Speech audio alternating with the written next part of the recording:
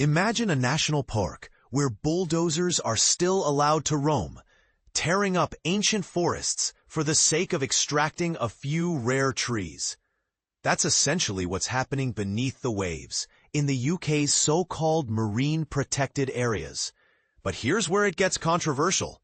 Despite being legally designated to safeguard delicate ecosystems and endangered species, these underwater sanctuaries are still being ravaged by industrial-scale bottom trawling. And this is the part most people miss. While the government claims it's taking action to protect marine life, it's selectively ignoring one of the most destructive practices in modern fishing.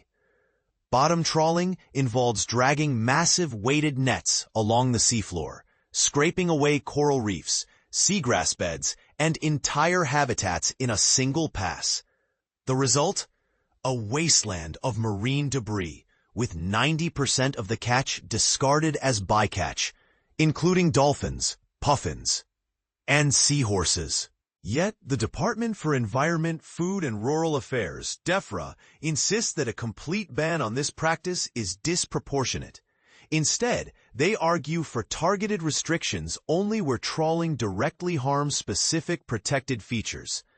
Critics, however, call this a loophole that allows the status quo to persist.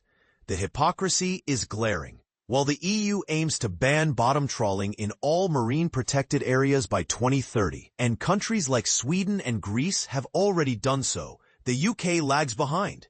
Environmental advocates have even branded its protected waters as paper parks, legal fictions that offer little real protection. The Commons Committee, led by Toby Perkins, has called this approach disappointing, warning that partial bans could erode public trust in conservation efforts.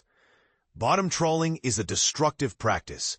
We welcome progress, but not half measures, Perkins stated. The issue gained global attention after Sir David Attenborough's recent documentary, released to mark his 99th birthday, exposed the devastation caused by trawlers. Footage showed once thriving coral gardens reduced to rubble, with seahorses and fish populations obliterated. Attenborough's words in the film are haunting.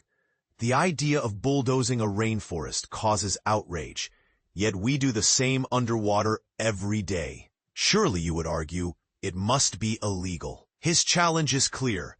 If we condemn deforestation on land, why accept it beneath the waves? DEFRA's response? A pledge to restore our oceans to good health while continuing to permit trawling in most protected areas. The spokesperson's statement reads like a balancing act between environmentalists and the fishing industry, but it's hard to see how dragging nets across the seabed aligns with ecological recovery.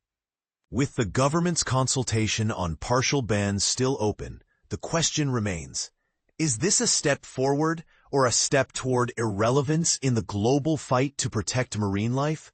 We want to hear from you.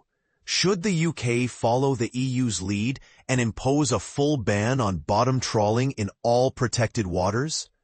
Or is a targeted approach more practical for balancing conservation and industry needs? Share your thoughts in the comments, because the future of these underwater ecosystems depends on it.